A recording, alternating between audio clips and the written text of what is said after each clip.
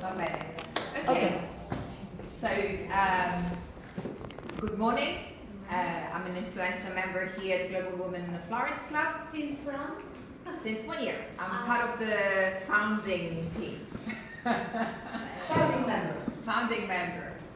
So, yes, my name is Elena Piani and I am an Italian New Zealander. I have been living here in Florence since 2008. And after 17 years working for multinationals, since 10 years I run my own business. And I am a sustainability and inclusion strategist for businesses and also non-profit organizations. So my purpose is actually to align purpose and performance and work on sustainable development together. So I work in that space trying to connect and create dialogue between all stakeholders. Okay? So just, how does this work? Oh. Maybe like that. Okay. Just move and then Okay. So this is my LinkedIn QR code, and we can connect later on. So why does it matter so much? So sustainability, and I will give you briefly a definition shortly. Sustainability is really crucial because we are overusing our resources of the world, and businesses are really struggling to find ways to innovate their business. So looking to build resilience, think of what happened during COVID. So alternative ways of how to really not only market, but also to add value for the purpose of the environment, the society, and also for not only profit, but really for shared value, economic value, and also to build trust.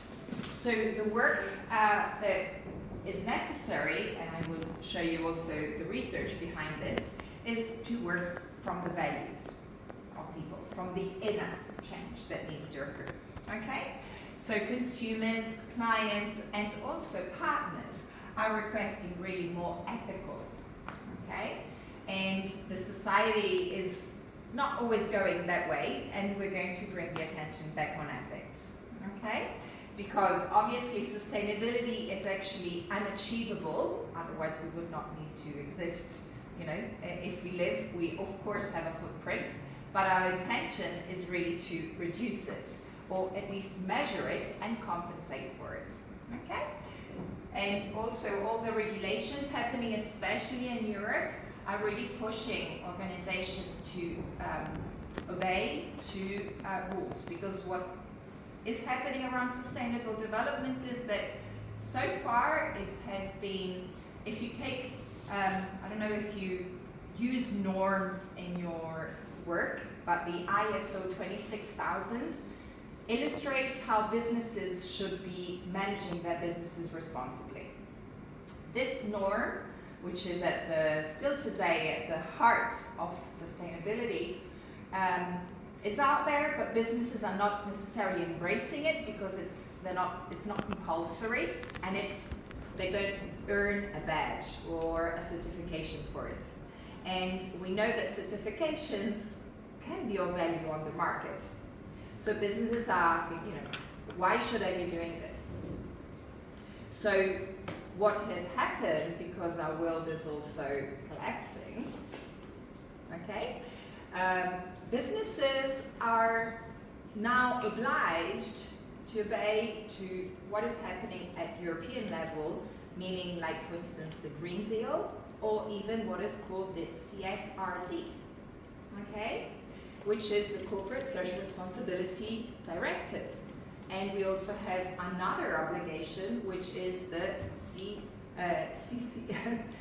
CSRDDD, which is the Due Diligence Directive, which is all the value chain, okay? All the supply chain for businesses.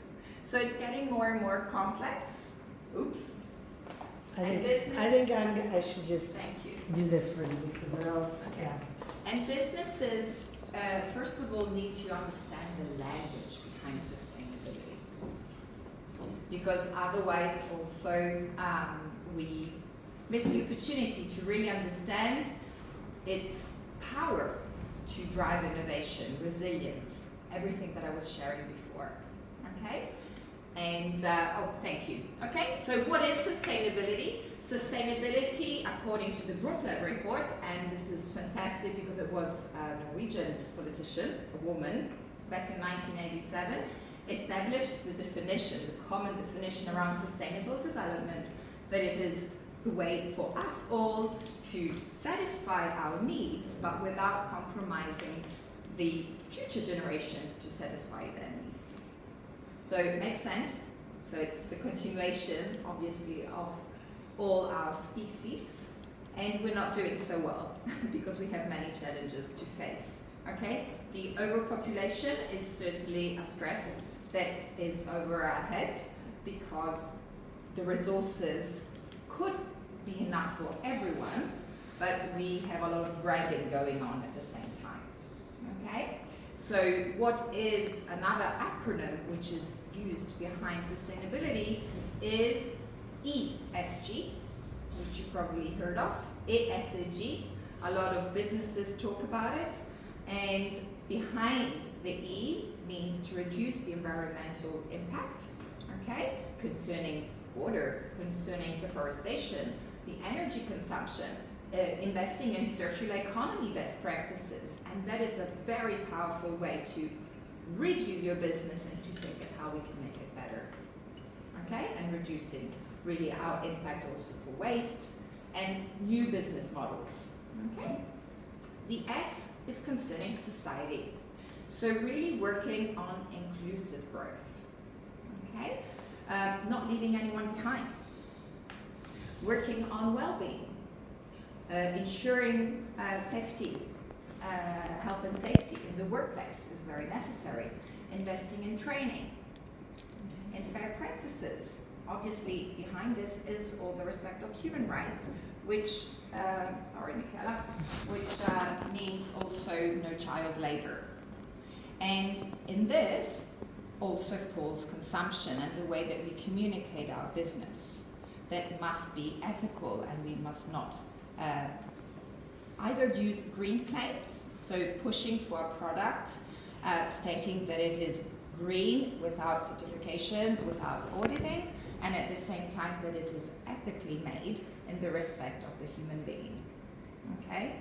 And that is a huge also area for fashion, especially here in the fashion, food, furniture, a lot as well, all the what is called the 3 F's for made in Italy. So Italy is much involved in all this. And of course, behind everything is what we know should be happening, which is concerning governance. Okay, so the transparency also concerning wages, for instance, the way that a company is organized now with sharing the structure to ensure that it is safe. Okay, and much more, of course, being transparent, paying the taxes, and a lot of obligations that should happen, but making a statement also through a sustainability report or an impact report drives responsibility. Okay, it's like the LinkedIn challenge that we were talking about. The fact that you're out there and you're actually communicating everything that you are doing, and if you're not doing something, you have to explain why you're not doing it or why it is not measured. Okay, so what we want to work on is really understanding what is the current situation and where does the business want to be, and how really can it contribute to a wider purpose, not just for self. So every business can contribute, and this is also you as entrepreneurs with your purpose. So Na works with investing banking, so she can work with impact investing and contribute. Claudia has a special spa resort, and which ensures the well-being and also builds the community with the land, with the ecosystem she works in. Dennis, she works on the well-being of people that we all have sedimentary activities. So there are a lot of businesswomen also who are contributing, not necessarily yet aware of it, and they don't include it in their communication. Okay? So my question for you is, just to engage you a little bit, is, you know, where are you witnessing events of the unsustainability of our current economic system? I see a lot of waste happening. For example, in America, I was dumbfounded by the amount of waste that hospitals generate. Like, there's a lot of new requirements for hospitals. They call it to protect our, you know, for our health, safety, and all that. But there's so much plastic, like plastic and fabric. Like what was it? We had a member in LA a long time ago. She invented this thing for people who are bedridden, so you can turn them and they don't get bed sores. And she was telling me that she was having a hard time getting into it's an amazing product, and it actually helps people, right, that are bedridden, but she couldn't get into the hospital industry because, well, they didn't want to wash it. They didn't want to have, like, they are just using usa jetta, you know? Like, they just use it and they throw it. So there's all of this fabric, all of this plastic, that it just goes into our waste. If you think about it, how many hospitals, how many people are served, that's millions and millions. It's just disgusting, really. Okay. So that's one. No, thank you, because we are short on time. So it's 20 past, no, 15 past. Well, we have until 12:30, but I gotta finish up. Okay. So basically, yeah, let's move on. So that's just an example. Okay. So this product that Michaela was mentioning impacts the good health. Objective number 3 with this product, right? The bed sores. But at the same time, it would impact probably the part of innovation and infrastructure, okay, and also circular economy, the SDG number 12. So my encouragement, and I can circulate this as well, for instance, just to leave you also with some value of what is very fast on sustainability, is really look at this, it's called the UN 2030 Agenda, and sort of start thinking at how, you know, the 2030 Agenda can be a source for you to rethink your business and to maybe work on improving the communication. And this is also then, of course, where I come in. And next. Okay, so this is just to share where are we with our environmental footprint and consumption, basically.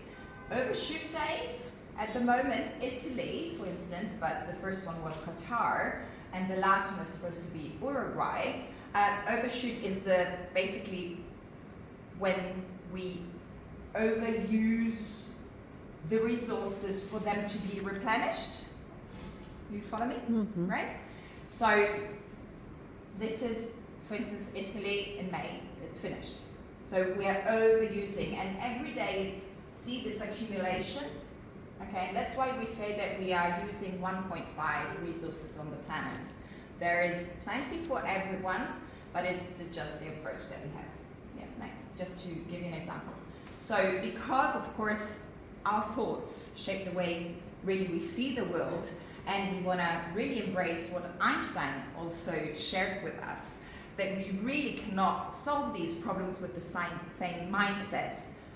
The work at Piani Projects, just next, is connected with facilitating basically these transformation processes and working from the inside out and the outside in. I work with 4 dimensions basically.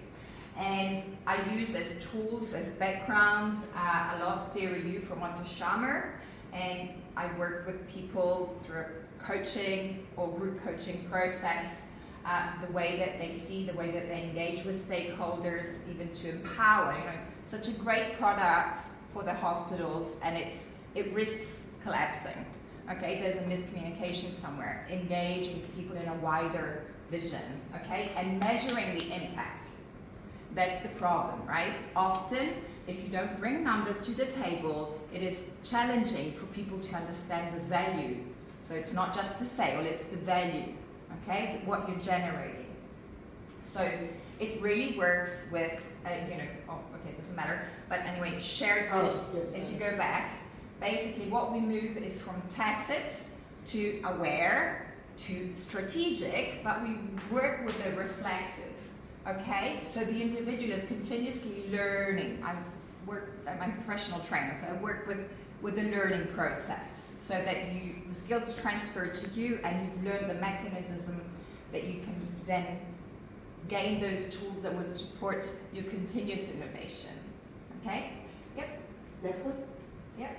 So why does it matter to your business? Obviously to attract conscious clients. It's not a product necessarily for all, ideally yes, but not necessarily for all. The ones who want it will be attracted additionally, to what you're offering. Reduce risks and really build trust and really work on building and empowering this community. Build legacy, creating shared values, and then strengthening your brand reputation. Okay, so innovate, learn, and deeper community connections. Okay, so a lot of myths around this. Sustainability is not for me, it's only for business, I'm too small. It's not true. Okay, next. Really it's about building your strategy. So the way we work is strategic consultancy, purpose alignment, materiality mapping, stakeholder engagement, or training. I work a lot. I wrote this book concerning visibility management for businesses, multi-stakeholder project, with inclusive workforce with severe disease with spina bifida. And it's been a very successful project, but I share best practices as part of what can work, and let's learn together and really bring impact. So yeah, I have tools, and I work a lot on values, also with images, always with the purpose of being inclusive, because words are limited. If you get inspiration, so the process is a little bit long, but so this card doesn't necessarily mean money. Okay, everyone sees the meaning of it, and you pick it and you share why did you choose this.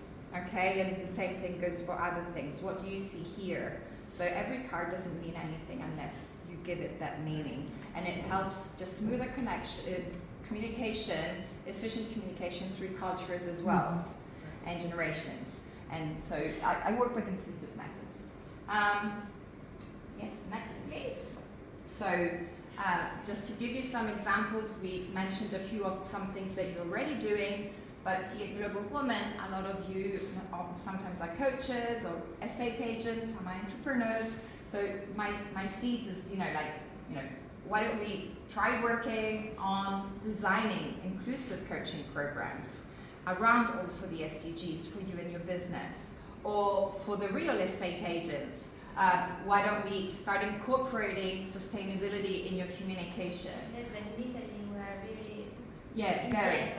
But the good thing about Italy is because that I have been in Luxembourg and for circular economy, and we visited 3 companies. And for example, in Luxembourg, the waste, pesi la spazzatura and you pay in base a quello che pesi.